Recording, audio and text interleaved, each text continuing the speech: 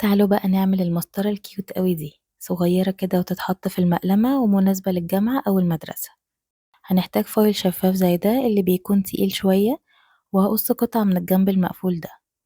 قصيت ورق مقوى طولها حوالي 16 سنتي، هتنيها نصين بالطول وبعدين هقص من الفايل قطعة بنفس طول الورقة بالظبط.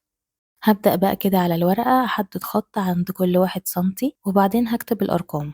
خلي بالكوا إننا بنبدأ الأرقام من 0 مش 1، وأنا عملتها كده لحد 15 سنتي. ممكن طبعا تحددوا النقط اللي بين كل 1 سنتي، بس أنا عاملاها للتسطير بس فمش محتاجة أكتر من الأرقام دي. هنجيب بقى قطعة الفايل اللي قصيناها ونقفل الجوانب بالطريقة اللي تحبوها.